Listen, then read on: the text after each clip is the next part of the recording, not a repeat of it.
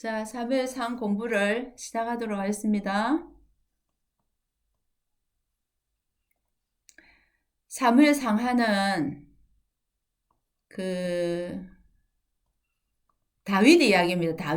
다윗에 대한 이야기인데 제목은 사무엘 상하 이래 하지만 사실은 주인공은 다윗입니다. 그렇게 해서 이제 다윗 이야기를 우리가 공부한다 생각하시면 되고, 상은 다윗이 왕되기 전의 이야기를 사무엘상이라 그러고요. 그다음에 다윗이 왕된 후에는 이제 사무엘하 이야기입니다. 이렇게 이제 그 사무엘상 이야기 읽어보면 다윗이 왕되기 전에 참 많은 훈련을 이제 받죠. 그리고 나서 왕된 이후의 이야기가 이제 사무엘하로 전개되는 것입니다. 이제 이렇게 도표가 있는데요. 참조를 그냥 하시면 되겠습니다. 이렇게 사무엘상 여기 있죠. 여기. 그래서 우리가 지금 이제 여호수아 사사기 룻기는 제가 따로 해서 보낼까 생각하고 있거든요. 사사기 있고 그다음에 사무엘상 오늘 이 공부에 들어가는데 이 도표를 뒤에 읽으실 때 참조를 하시라고 제가 올려놨습니다. 그리고 이제 사무엘 상하의 이제 서론 부분을 조금 우리가 보시면요.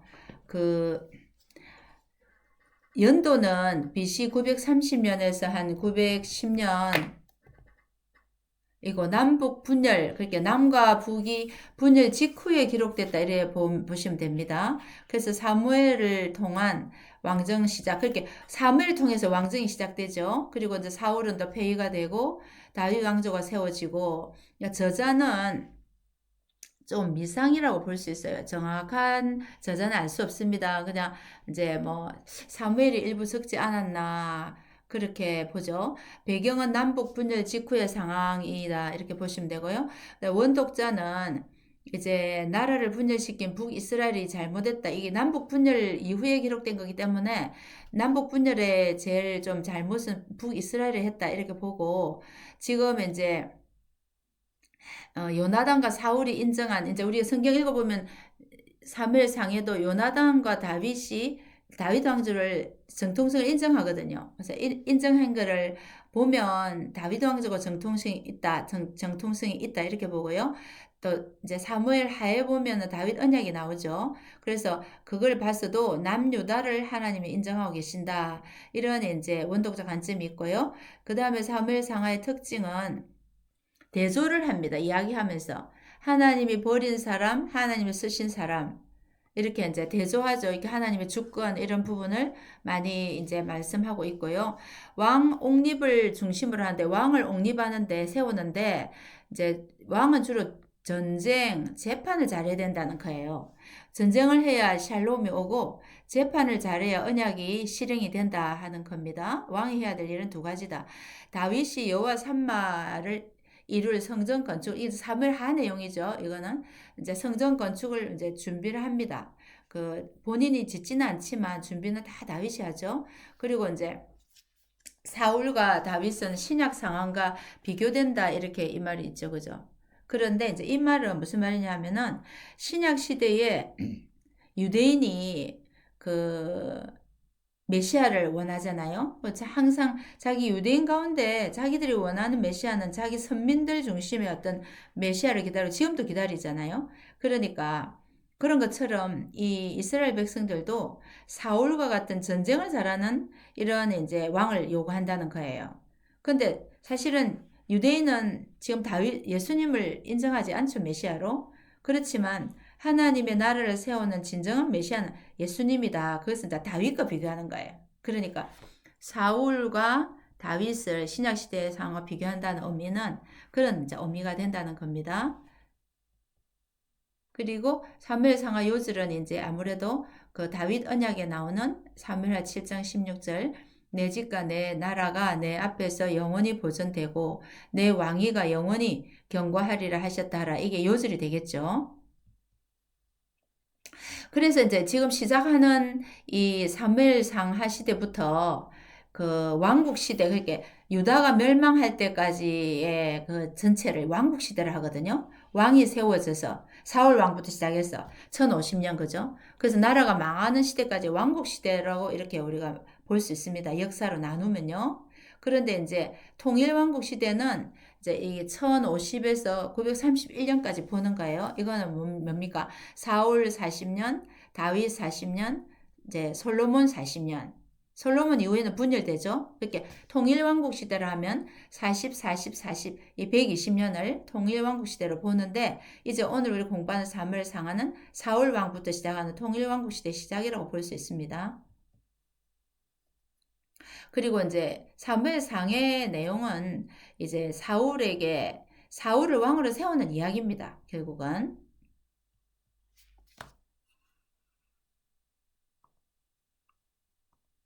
그리고 이제 사무엘 이제 이게 사울 왕 이야기가 1050년부터 1010년, 40년 동안 사울 통치 이야기가 사무엘상 9장에서 31장에 전개가 된다는 거지요. 이제 사울 왕은 세 왕 중에 말하자면 불순종 이렇게 단어가 붙을 정도로 순종하지 않았다 하는 것입니다. 그리고 우리가 조금 이제 이렇게 방금 말한 그런 어떤 서론 가운데 조금 추가를 해야 될 것은 하나님은 아무튼 이 사무엘 상하 이야기를 통해서 그 남유다 다윗 왕조를 인정하라 이런 의미가 있고요. 그 다음에 사무엘 상하는 원래 한 권의 책입니다. 한 권의 책이고 그래서 이제 왕을 세우는 이야기가 중심이 되죠. 그렇게 사무엘은 왕을 세우는 사람으로 준비시킨 사람이기 때문에 사무엘. 그 다음에 이제 첫째 왕 사울. 그 다음에 이제 그 사무엘 상은 첫째 왕 사울이 쓰고 다윗은 준비시키는 과정이고 사무엘 하에 들어가면은 이제 다윗이 왕이 되는 그런 이야기가 사무엘 상하의 이야기다. 그렇게 보시면 되겠습니다. 그래서 이제 이렇게 나눈다면 그 사무엘 상을 세 부분으로 나눕니다. 이렇게. 그러니까 사무엘의 생애가 있고 사울의 생애가 있고 다윗의 등장이 있고 그러니까 이렇게 사무엘상이고 이제 사무엘 하는 왕이 된 이후에 이제 다윗 왕의 초년기, 중년기, 노년기 이렇게 이제 나눠지는 게 사무엘 하의 내용이다. 이렇게 보시면 됩니다.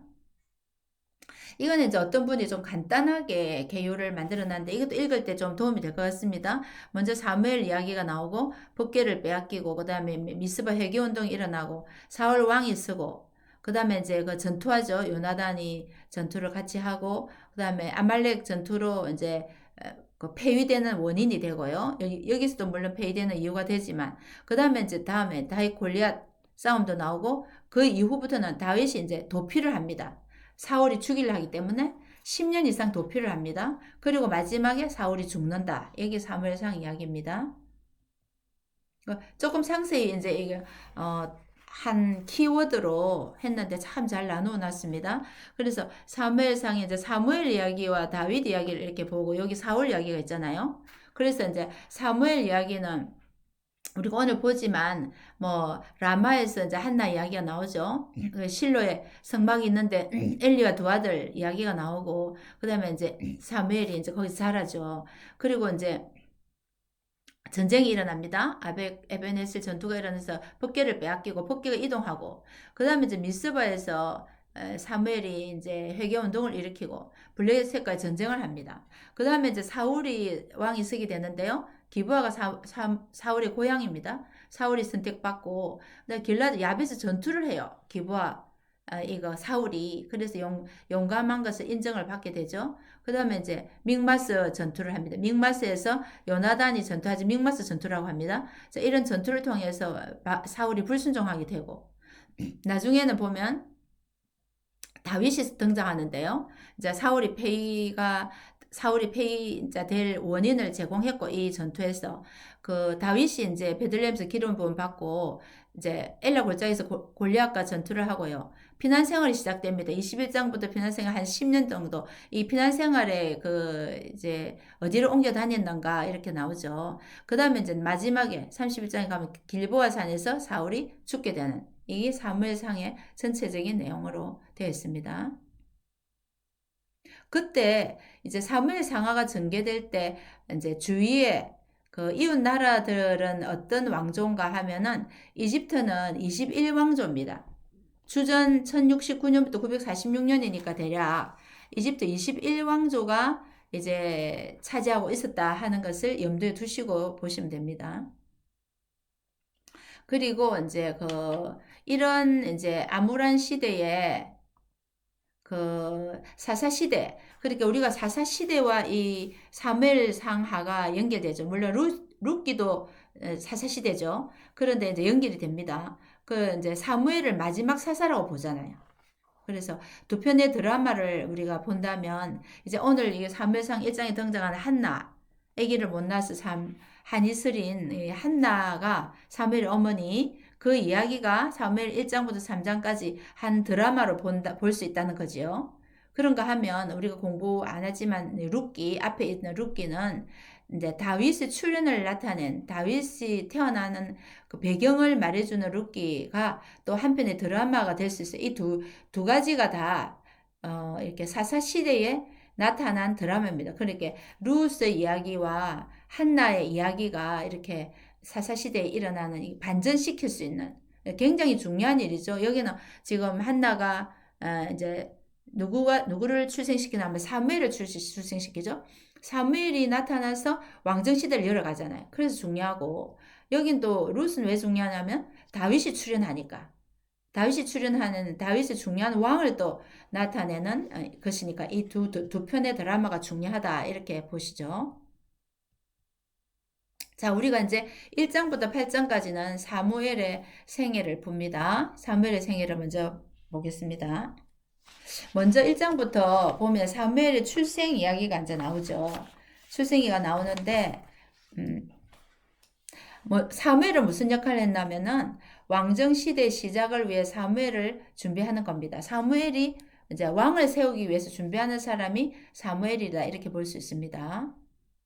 그래서 이제 성경을 잠시 같이 보시면요.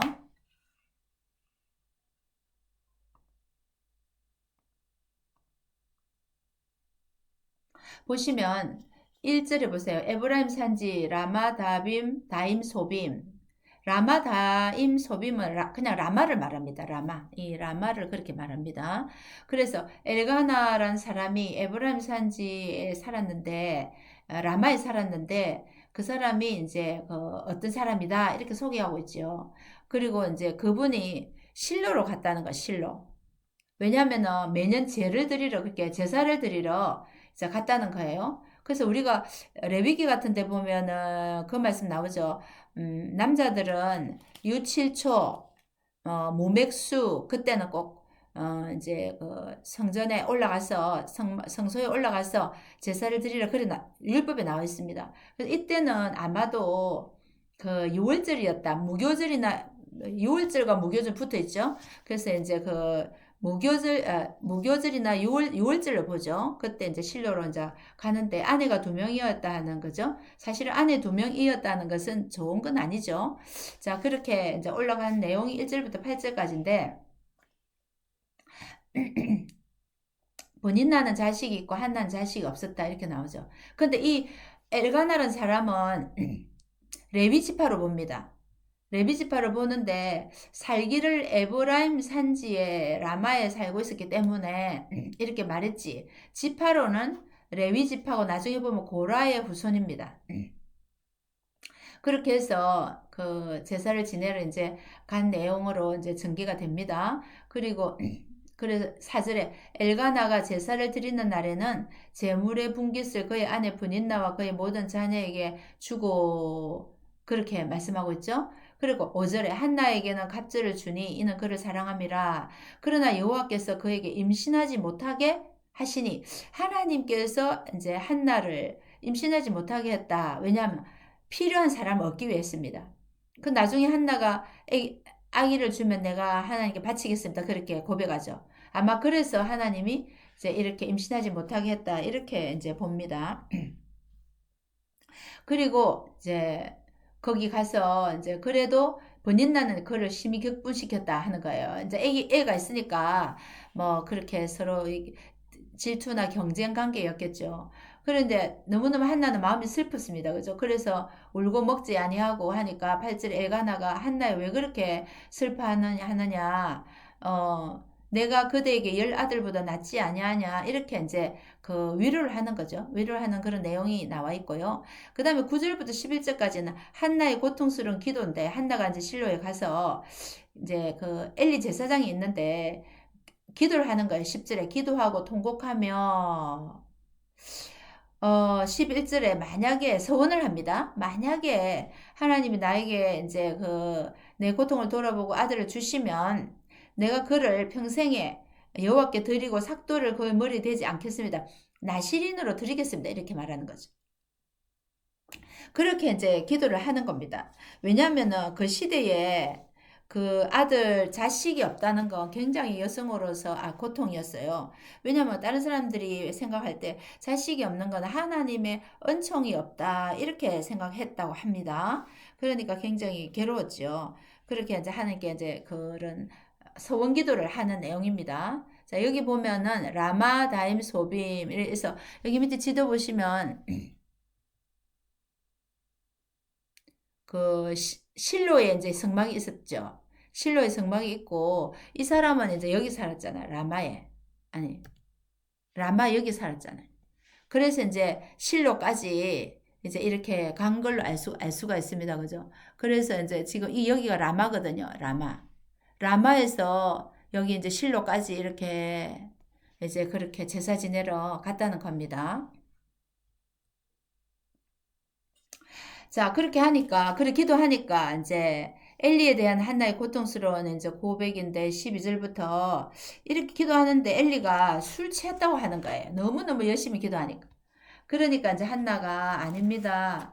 제가, 마음이 너무 슬퍼서 술이 취한 것이 아니라 요 앞에 내 심정을 통한 것 뿐입니다.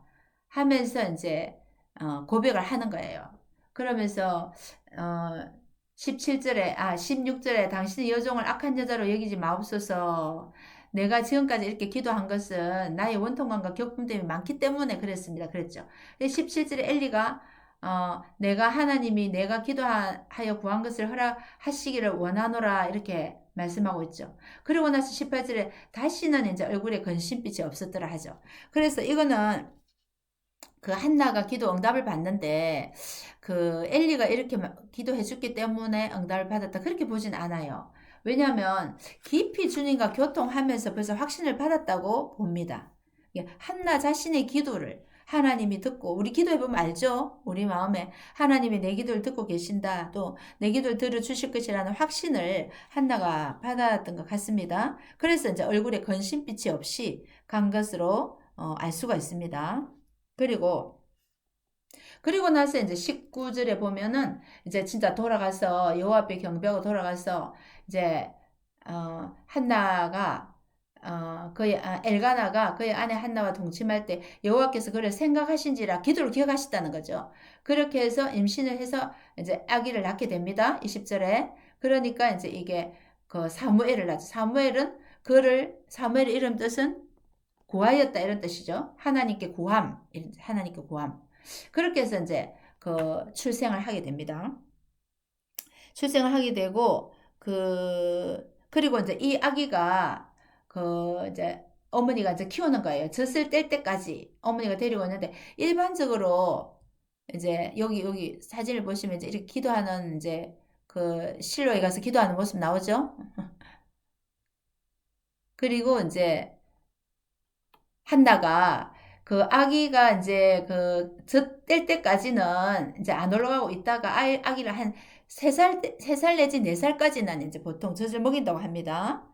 그렇게 해서 이제 이 아이가 3살짜리 애라고 합니다. 근데 이제 처음에 올라가서 이렇게 이제 머리를 자른대요, 여자애들. 그래서 이제 이때까지는 이제 요만큼 자랄 때까지는 젖을 먹이고 있었던 것 같아요, 사무엘도. 그러게 하고 젖을 뗀 후에 이제 24절에 이제 올라가죠. 올라가면 가서 이제 이렇게 재물을 가지고 올라가서 이제 그 고백을 합니다. 27절을 보세요. 이 아이를 위하여 내가 기도하였더니 내가 구하여 기도한 바를 여호와께서 내게 허락하신지라. 그러므로 나도 그를 여호와께 드리되 그의 평생을 여호와께 드리나이다 하면서 엘리 제사장이 데리고 와서 이제 우리 아이를 이제 데리고 왔습니다. 드립니다. 이렇게 고백하는 거예요. 그렇게 이거는 이제 무슨 약속을 지킵니까? 1장 11절에 약속했죠. 제가 저에게 A를 주면 하나님께 드리겠습니다 하면서 그 약속한 것을 이제 서원했잖아요. 그 약속을 이제 이행을 하는 내용이 28절까지의 내용입니다. 약속을 지키기 위해서 데리고 와서 이제 거기서 살게 되죠. 그리고 이제 2장은 한나의 행복한 기도의 모습이 나오는데요. 참 이 기도가 중요합니다. 이 기도는 한나의 행복한 기도 또는 한나의 노래라고 할 수 있지요. 이제 응답을 받았을 때 얼마나 기쁘겠습니까? 그리고 이제 이것은 나중에 신약 시대에 마리아의 그 예수님을 임신했을 때 그 세례 요한의 그 어머니 엘리사벳 그 아인케렘에 갔을 때 막 그 노래하죠. 마리아의 기도와 연결되어 있습니다. 즉 말하자면 메시아 사상을 담은 예언적인 노래다 이렇게 보시면 됩니다. 메시아의 예언이라는 거죠. 그래서 이 노래가 아주 중요한데요. 내용을 보시면 첫째 보면은 3절에 보면은 이렇게 뒤에 일어났습니다. 여호와는 지식의 하나님이시라 행동을 달아보시느니라. 행동을 달아보신다고 하시죠. 그리고 이제 6절부터 8절이 중요한데 여기는 이제 사무엘의 6절부터 8절 요거는 사무엘서의 주제라고도 할 수 있어요. 여호와는 죽이기도 하시고 살리기도 하시며 서울에 내리기도 하시고 거기에서 올리시기도 하시고 가난하게도 부하기도 하시고 낮추기도 하고 높이기도 하시고 뭐 이렇게 하나님께서 그 비교를 하는 거죠. 그렇게 주권이 하나님께 있다는 거예요. 하나님이 낮추기도 하고 높이기도 하고 그렇게 하는 거죠. 그래서 나중에는 보면 엘리는 버리죠. 그리고 엘리와 사무엘을 비교하면 엘리는 버리고 사무엘을 쓰시고 사울을 버리고 다윗을 쓰시고 이게 다윗이 포함되어 있는 거예요. 자, 그렇게 주권을 노래하면서 10절을 보시죠. 여호와를 대적하는 자는 산산이 깨어질 것이라 하늘에서 우레로 그들을 치시리로다. 여호와께서 땅끝까지 심판을 내리시고 자기 왕에게 힘을 주시며 자기의 기름 부음 받은 자의 뿔을 높이시리라. 이것 때문에 이제 이거 10절에 여호와를 대적하는 자는 깨어지고 자기 기름 부음 받은 자의 뿔을 높이고 세운다는 거예요. 이게 말하자면 다윗에 대한 예언이고 더 나아가서는 신약시대 예수님 메시아에 대한 예언으로 볼 수 있는 거예요. 그래서 이거는 메시아 사상을 담은 예언적인 노래다 이렇게 봅니다. 그래서 이 이제 그 2장 10절에서 나중에 보면 이제 그 사무엘하를 우리가 공부하시면 이제 7장에 가면은 그 다윗 언약이 나옵니다. 그리고 나중에 또 이제 사무엘하 23장에도 가시면 1절에서 5절 가면 이제 그 다윗이 마지막 유언처럼 하는 그 노래에 가면 기름 부음 받은 자에 대해서 자기 자신에 대해서 말을 하고 있죠. 이렇게 연결이 된다는 거예요. 결국은 쭉 연결해서 나중에 예수님으로 연결된다. 이렇게 보시면 됩니다. 그리고 11절 엘가나는 라마의 자기 집으로 돌아가고 그 아이는 제사장 엘리 앞에서 여호와를 섬기니라. 이제 그 사무엘은 이제 엘리 밑에서 자라나게 되는 거죠. 그리고 이제 12절부터 보면 대조적으로 엘리의 아들과 사무엘을 볼 수가 있는데 그렇게 엘리의 아들과 사무엘을 이제 대조적으로 하고 있죠. 하나님 주권은 어떤 사람은 택하고 어떤 사람은 버리고. 근데 12절에 보면 엘리의 아들들이 행실이 나빠서 여호와를 알지 못했다는 거. 자, 여호와를 알지 못했더라 하는 것은 이건 사사시대의 성격이죠. 사사시대는 여호와를 알지 못했잖아요. 왕이 없으므로 자기 속이는 옳은 대로 행하였다고 우리가 사사시대를 그렇게 말을 할 수 있었죠. 그러니까 하나님 알지 못했고 그렇다 보니까 13절부터 17절까지 타락하는 행동을 합니다. 그렇게 제사를 드리는 고기를 이제 다 번제를 드리거나 뭐 태우거나 아니면 이제 화목제를 드리거나 하고 그 제사장이 다 먹거든요. 그거를. 근데 이제 그것을 기다리지 않고 이 아들들은 생고기를 달라고 하는 거예요. 제사 드리기 전에. 왜냐면 그걸 팔려고 그러는 거예요. 파는 것 때문에. 그래서 이제 그걸 이제 말려도 강제로 막 그렇게 날고기를 내라 하면서 삶은 고기는 원하지 않는다 이렇게 하는 거예요. 그렇게 하면 가져가는 거예요. 17절에 보세요. 이 소년들의 죄가 여호와 앞에 심히 크면 그들이 여호와의 제사를 멸시합니다. 이게 여호와의 제사를 멸시하는 행동이잖아요. 그런 행동을 했다는 거예요. 그런데 반면에 18절에는 사무엘은 어렸을 때 세마포 에봇을 입고 여호와 앞에 섬겼더라. 그러니까 제사장이 성소에서 수종들 때 입는 옷이잖아요. 세마포는 속옷이고 에봇은 겉옷이 있잖아요. 그것을 입고 이제 여호와 앞에 섬기고 있었다는 거예요. 자, 그렇고 그 다음에 이제 21절에 보면 한나는 아기를 더 낳았어요. 여기 이제 빠졌네요. 21절. 21절에는 보면 한나가 이제 그렇게 항상 그 어머니가 매년마다 이제 애가 자꾸 크니까 옷을 이제 지어서 에보드에 걸치는 작은 겉옷을 지어가지고 이제 한나 어머니가 이제 그 사무엘을 이제 보냈어요. 그렇게 하면서 엘리가 이제 그래 축복을 해주고 이랬는데 여기 보니까 한나가 이제 하나님 축복하셔서 세 아들과 두 딸을 낳았다는 거예요. 그리고 아예 사무엘은 여호와 앞에 잘 자라고요. 잘 자랐단 말이 있죠. 잘 자랐단 말이 지금 11절에도 나왔어요. 11절에도 여호와 앞에 그 아이는 잘 섬기니라 했죠. 섬기니라 했고요. 사무엘이 여호와 앞에 잘 이제 자라는 거 이건 제가 잘못된 것 같아요. 별 필요가 없는데 잘 자랐다는 거. 여호와 앞에 섬기고 그 다음에 26절에도 보면 아이 사무엘이 점점 자라매 여호와 사람들에게 은총을 더욱 받더라. 이제 사무엘은 잘 자라고 있다는 거예요. 그러니까 여기 지금 잘못된 게 이게 21절이 여기 들어가야 돼. 그죠? 네. 이것도 21절이고 이것도 21절입니다. 제가 뒤에 수정하겠습니다.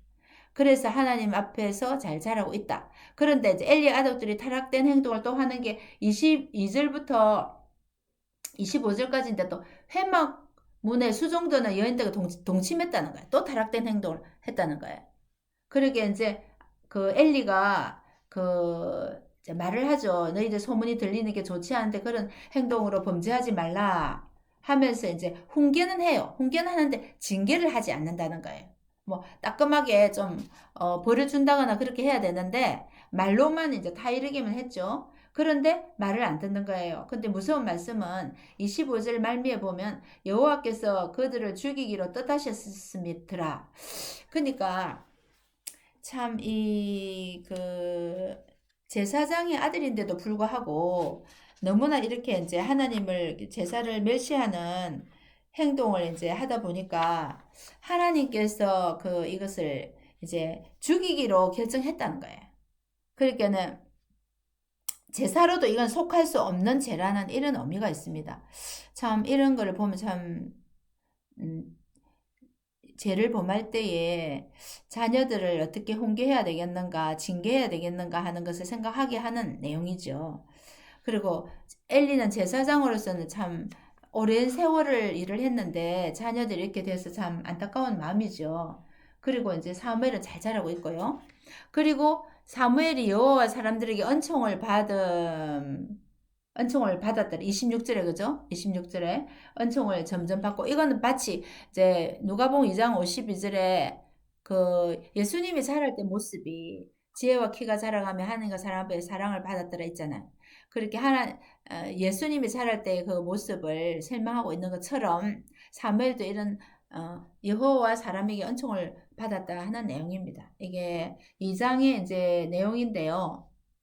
이게 키아전 구조로 되어 있습니다. 그러니까 이제 이렇게 되죠. 자, 이 엘리 제사장 타락하고 그 다음에 이제 엘리 아들들이 여호와를 알지 못하는데 사무엘은 여호와 사람에게 은총을 받고 이렇게 이제 키아전 구조 때 한나가 자녀를 낳았다. 이게 핵심일 수 있습니다. 하나님의 축복을 받았다는 겁니다.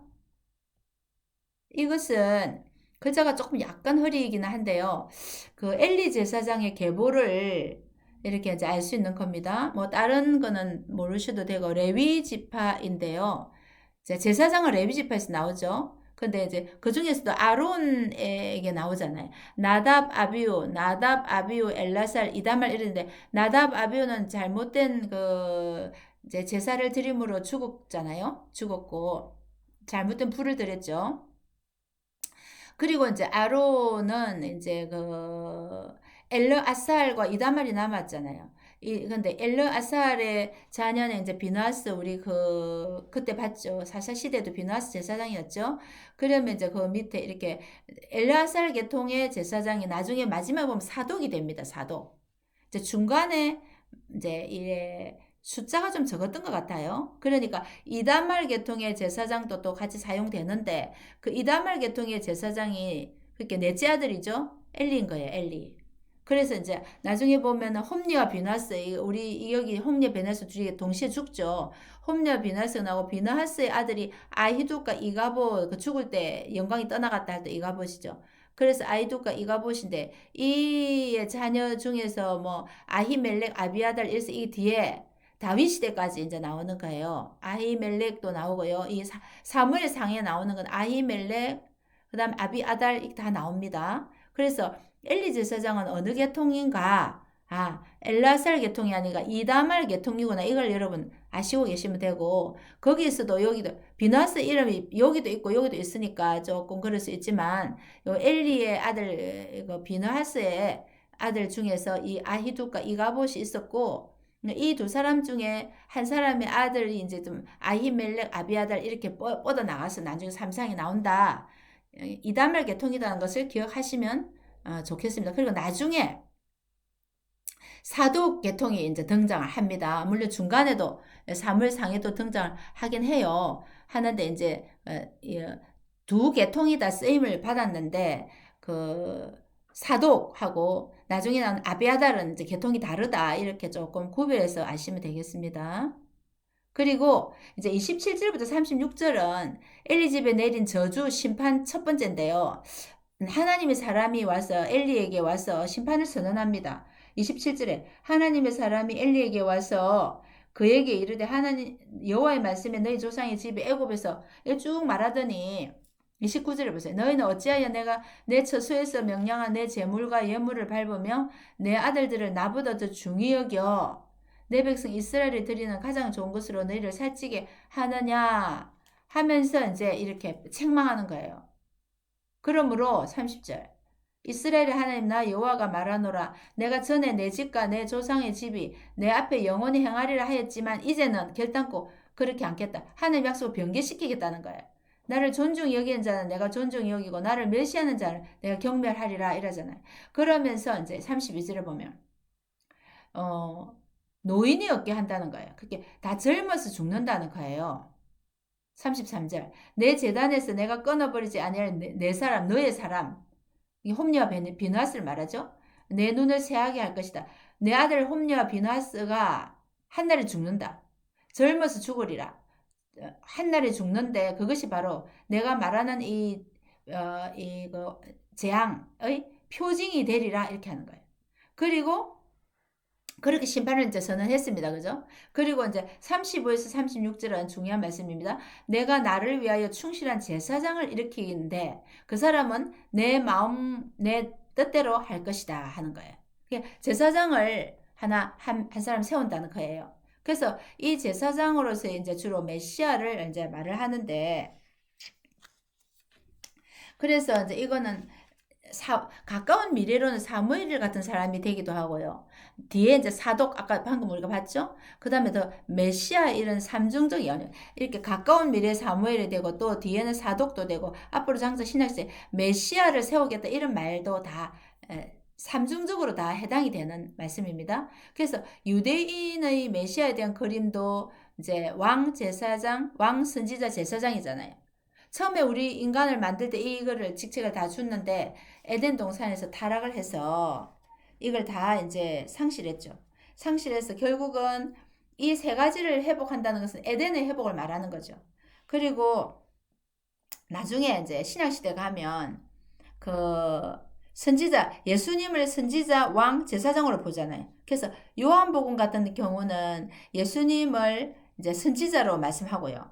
마태복음은 왕의 복음이잖아요. 그게 예수님을 왕으로 선포합니다. 그러니까 히브리서에 가면 제사장인 예수님을 강조하고 있어요.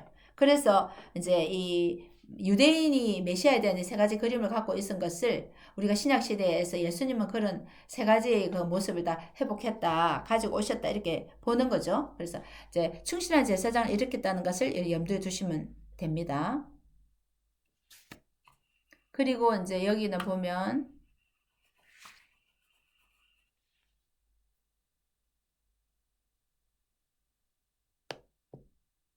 그 엘리의 아들들과 사무엘의 대조를 이렇게 했는데요. 엘리 아들들은 여호와를 알지 아니하였고 여호와의 제사를 이제 멸시했죠. 여호와가 죽이기로 했고요. 사무엘은 여호와 앞에서 자랐고 세마포 있고 여호와를 섬겼고 여호와 사람들의 은총을 받았더라 하는 게 정리된 겁니다. 그리고 이제 3장에 가시면 사무엘을 부르신 하나님, 이제 사무엘을 부르시죠. 1절부터 18절. 3장 1절 보세요. 아이 사무엘이 엘리 앞에서 여호와를 섬길 때에는 여호와의 말씀이 희귀하여 이상이 흔히 보이지 않더라. 하나님 말씀이 희귀하다는 것은 어떻게 생각하면은 하나님의 징계라고 볼 수 있어요. 하나님 말씀을 우리가 잘 들을 수 있도록 돼야 되는데 희귀하다는 건 희귀하다는 거는 하나님 말씀 잘 내려주지 않는다는 것이 이제 징계죠. 그 시대에. 그래서 그럼에도 불구하고 3절에 하나님의 등불은 아직 꺼지지 아니하였으며 그럼에도 불구하고 하나님 등불을 끄지 않았습니다. 그래서 이제 사무엘을 부릅니다. 그래서 사무엘이 이제 달려갑니다. 처음에 하나님 음성을 안 들었기 때문에 엘리에게로 달려가죠. 그리고 엘리도 처음에 모르죠. 한 3번 정도 그렇게 반복됩니다. 8절에 보세요. 여호와께서 3번째 사무엘을 부르시는지라 그때서 엘리가 하나님께서 부르시는가 보다 하면서 하나님이 이제 부르시면 주의 말씀하시옵소서 주의 종이 듣겠나이다 대답하라는 거예요. 그만큼 엘리 제사장이 영적 상태가 우둔했다는 걸 보여준다는 거죠. 그렇게 해서 이제 10절에 여호와께서 임하여서서 전과 같이 사무엘아 부르시는지라 사무엘이 이르되 말씀하옵소서 주의 종이 듣겠나이다 하니까 이제 말씀하시는 거예요. 12절부터 14절까지는 12절부터 이제 어떤 말씀을 하십니까? 엘리 집에 대한 예언을 말하는 거예요. 앞에는 하나님이 사람이 나와서 직접 또 말했지만 사무엘에게 말씀하는 거예요. 엘리 집에 대하여 처음부터 끝까지 내가 말한 것을 다 이루겠다. 13절. 내가 그의 집을 영원토록 심판하겠다. 왜? 그가 아는 죄악 때문에 자기 아들들의 저주를 금하지 않았다는 거예요. 그리고 14절. 내가 엘리 집에 대하여 맹세하기를 엘리 집의 죄악은 예물로나 피 흘리는 제사를 제물이라면 예물은 곡물 제사 이런 거 말할 수 있거든요. 영원히 속죄함을 받지 못하리라. 한마디로 심판을 확정했다는 거예요. 얼마나 무서운 말씀입니까? 그렇게 이제 사무엘에게 말씀하신 거예요. 그러니까 이제 사무엘도 너무너무 이제 놀랬겠죠. 그러게 이제 두려워했습니다. 그 말을 듣고. 그리고 엘리가 불렀죠. 그리고 엘리 사무엘아 하나님 뭐라고 말씀하시더냐 물었죠. 그러니까 말씀을 전하기가 힘들었지만 그래 이제 18절에 사무엘이 그 말을 다 이제 전한 거예요.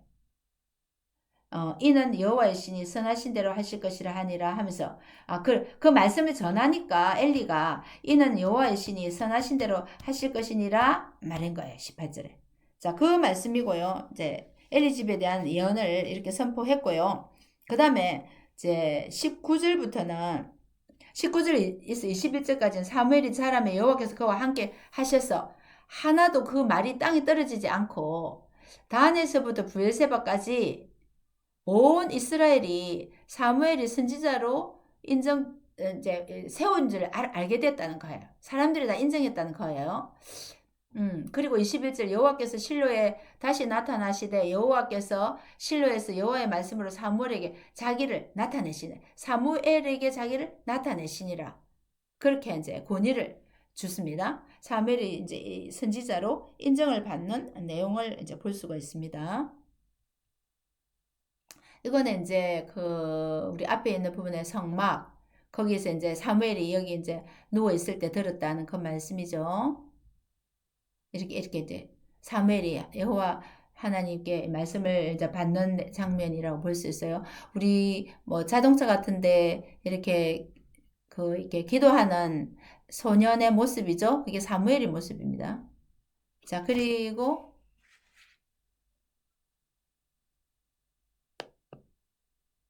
사장훈 가시면 이제 전쟁이 일어납니다.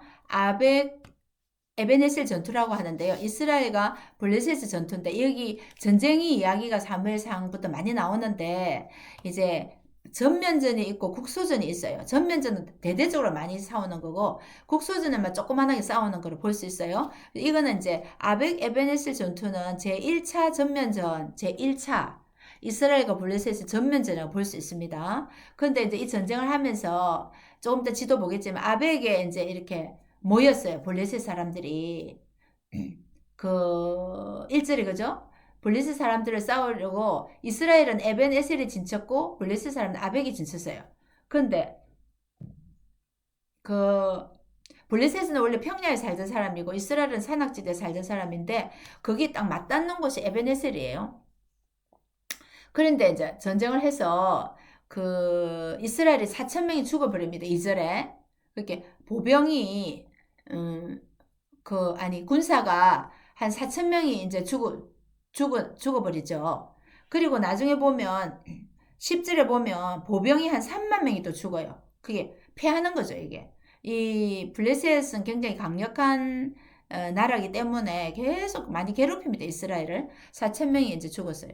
자, 이때 사람들이 이제 실로의 사람을 보내갖고 언약궤를 가져옵니다. 홈리와 비나스가 언약궤를 가져왔어요. 그렇게 막 언약궤가 들어오잖아, 5절에. 그렇게 막 큰 소리를 막 치니까 블레셋 사람들이 그 이스라엘 외치는 소리를 듣고 이게 무슨 소리냐 이렇게 저 사람들이 언약궤를 가져왔습니다. 이게 블레셋 사람들이 긴장하는 거예요. 두려워하는 거예요. 그러면 우리가 화를 입을 수 있으니까 우리가 더 정신을 바짝 차려야 되겠다 하면서 9절에 블레셋 사람들아 강하게 되면 대장부가 되라. 너희가 히브리 사람의 종이 되면서 되기를 하지 말고 대장부 같이 되어서 싸워라. 블레셋 사람들이 더 힘을 내는 거예요. 그래서 3만 명을 죽인 거예요. 그때 11절에 홈리와 비나스가 죽고 언약궤는 빼앗기게 된 거예요. 11절에 그러죠. 그렇게 하니까 이제 그날 그 소식을 계속 엘리가 기다리고 있었죠. 의자에 앉아서 무슨 소식 오나. 근데 이제 그 말을 소식을 듣고 하나님의 이 17절의 소식을 전하잖아요. 그 18절에 이 말을 할 때 엘리가 그냥 문 곁에서 넘어져서 그냥 목이 부러져 죽어버린 거예요. 이스라엘 사사 40년 엘리가 죽습니다. 그러니까 한날에 홈리와 비나스도 죽고 엘리도 죽고 그렇게 됐어요. 그때 비나스의 아내가 이제 임신 중이었는데요. 너무 충격받아서 이 소식을 듣고 갑자기 이제 해산을 하게 되고 해산 중에 죽어가는 거예요. 그때 그 아이 이름을 이제 이가봇이라고 21절에 이가봇 영광이 떠났다는 거예요. 이가봇이 그죠? 이가 부정어예요. 부정접두어인데요. 이 가봇은 영광입니다. 그래서 영광이 떠났다. 북이스라엘에서 떠났다. 그렇게 하고 죽어간 거예요. 자, 이렇게 얼마나 엘리 집에 대한 예언이 지금 이루어지고 있는 거잖아요. 그래서 아벡 에베네셀 전투는 이제 이렇게 해서 이제 법궤가 빼앗기게 되는 불행을 겪게 됩니다. 자, 그래서 이제 이거는 이제 그림으로 이제 했는데요. 성막이 이제 사물이 있는데 이제 블레셋은 여기 아벡이에요. 아르콘강이 흐르는 바로 옆에예요.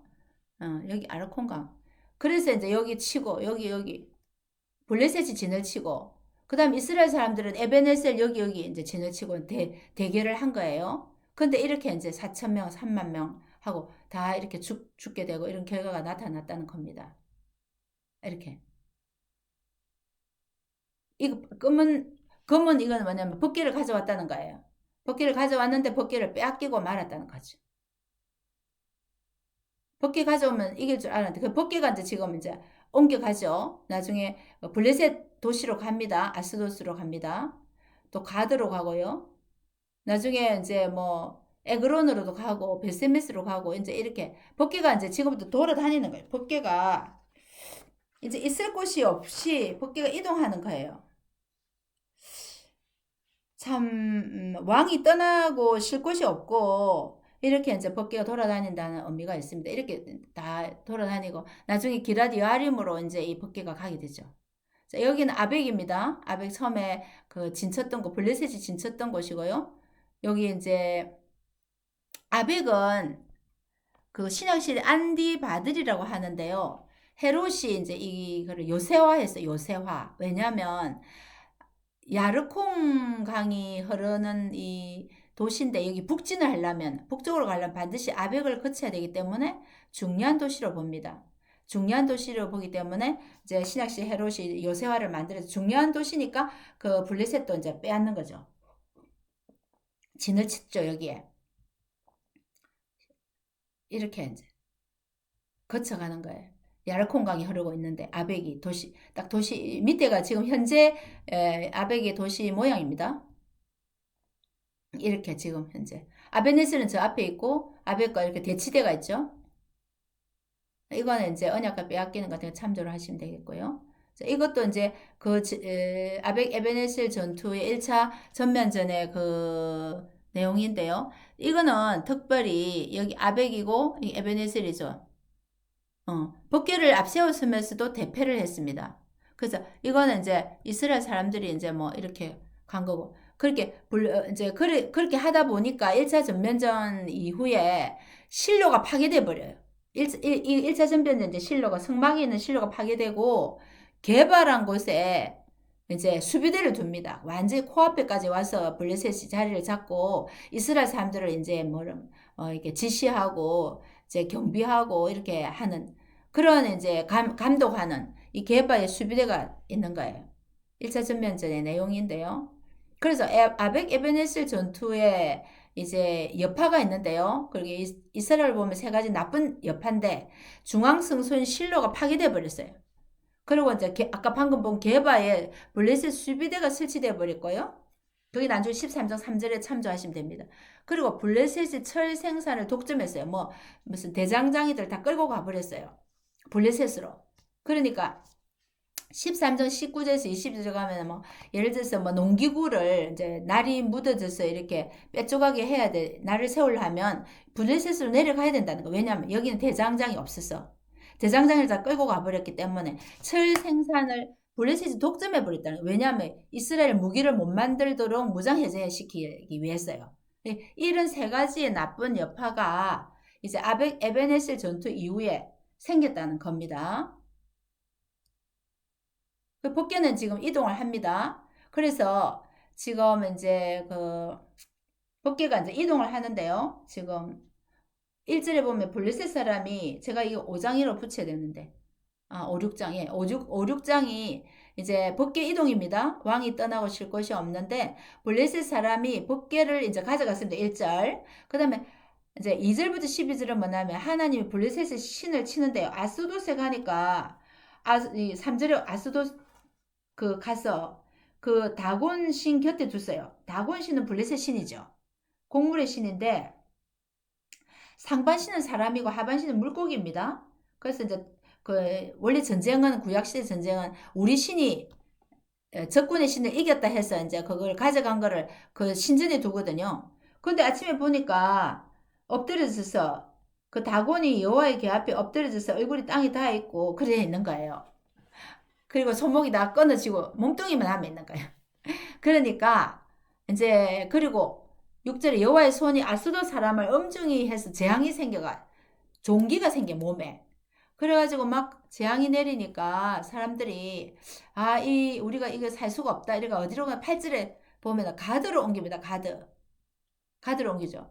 그 다음에 10절에 보면 또 에그론으로 옮겨요. 전부 다 그 블레셋 땅입니다. 그래서 이제 이렇게 고통을 당하는 거예요. 가는 곳마다 11절에도 보면 하나님의 손이 엄중하신 거예요. 독한 종기를 내리는 거예요. 그렇게 12절 끝에 보면 성읍의 부르짖음이 하늘에 사무쳤더라. 그러니까 이제 6장에는 보면 돌려보내기를 결정합니다. 7달 있었어요. 7달. 7개월을 이제 있었는데요. 도저히 이제 우리가 살 수가 없다. 이래가지고 속건제 이런 거를 이제 사절에 보니까 뭐 금독종, 금쥐 이런 금으로 그 쥐 모양으로 뭐 이런 거 만들어 가지고 이제 우리가 이제 보내야 되겠다. 이게 하나님의 재앙일 수 있다 이래 하잖아요. 그래서 이제 무슨 방법을 쓰나 하면은 어떻게 쓰나 하면 보세요. 7절 보세요. 6장 7절. 새 수레를 만들고 하나님 재앙인지 아닌지 우리가 한번 시험해 보자 이래갖고 새 수레를 만들고 멍에를 메어보지 아니한 젖나는 소 2마리. 그러니까 이게 이제 법궤를 실어가 이제 보내려고 하는데 이제 이런 방법을 쓰는 거예요. 그러니까 이제 몇 가지 장치를 하잖아요. 첫 번째는 새수레, 그다음 멍에 메어보지 않은 것, 또 전나는 소 2마리, 이 같이 끌고 가기가 어려운 거잖아요. 그리고 여기 보내는 이 베센메스로 가면, 그리고 이리가 이제 괴를 싣고 이제 이렇게 검독종 이런 걸 싣고 베센메스로 가면 어떻게 합니까? 아, 하나님 우리에게 재앙을 내린 거다. 그래 알겠다는 거예요. 9절에. 근데 사실 베센메스란 곳이 해발 500m예요. 근데 그 소가 2마리가 뭐 평지로 가지 뭐 하려고 500m 높은 데로 올라가겠나요? 그리고 저 소 난 새끼가 2마리나 있고, 그러니까 또 2마리가 또 무슨 마음이 맞겠나요? 이렇게 뭐 여러 가지로 이루어질 수 없는 그 방법을 쓴 거예요, 이 사람들이. 은근히 아니기를 바라면서요. 그런데 희한하게도 12절에 암소가 베센메스 길로, 있을 수 없는 일인데도요, 베센메스 길로 바로 행하여 대로로 가며 울지만 좌우로 치우치지 않고 그대로 베센메스로 갔다는 거예요. 그래서 이제 법궤를 에그론으로 이제 돌아가면 이제 이 법궤를 이제 돌려보내고 자기들 에그론으로 돌아갔지요. 그리고 이제 베센메스에 도착하니까 사실은 그 베센메스란 도시는 레위 지파가 사는 도시예요. 이 사람들은 알았죠. 블레셋 사람. 그런데도 레위 지파가 사는 도시인데도 율법에 너무 어두웠다는 걸 알 수가 있어요. 어떻게 알 수 있냐면요. 여기 14절에 그 암소들을 전나는 암소잖아요. 수소가 아니고 암소를 번제물로 이렇게 드렸다는 거예요. 번제는 원래 수소들이지 암소 드리는 거 아니거든요. 이것도 율법을 몰랐다고 볼 수 있고요. 자, 근데 이 사람들이 또 가서 19절에 보면 들여다봤대요. 여호와의 계를. 여호와의 계를 들여다볼 수 없게 돼 있어 율법으로.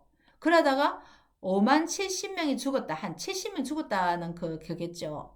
그렇게 해서 법궤를 구경거리로 여기기 때문에, 그렇게 이 2가지를 봐도 베센메스 사람들이 레위 지파 사람들이 있는데도 불구하고 율법을 몰랐다고 볼 수 있어요. 예. 자, 그렇게 있다가 베세메스 이런 일을 당하니까 이제 어디로 보내냐면은 기랏 여아림 21절에 기랏 여아림 주민에게 이제 보내는 거예요. 그래서 기랏 여아림에 이제 보관이 되는 거예요. 이 7장 1절에 보면 기랏 여아림 사람들이 여호와의 궤를 옮겨, 그래 기랏 여아림에 있는 아비나답의 집이죠. 아비나답은 레위 지파이기는 하지만 제사장은 아니라고 봅니다. 그래서 발레유다라는 도시인데요. 여기에서 20년 동안 있었다는 거예요. 7장 2절에. 그렇게 밑에 3절부터 사무엘이 이제 미스바 부흥을 일으키기 전에까지 20년 동안으로 봅니다. 이제 다윗이 다음에 다윗 왕정의 이 법궤를 옮길 때까지로 한 70년 이상 있습니다. 그래서 이제 일단 사무엘 부흥, 미스바 부흥까지만 20년이 있었다. 이렇게 보는 거예요. 그렇게 이제 여기까지 7장 2절까지 우리가 공부를 했습니다.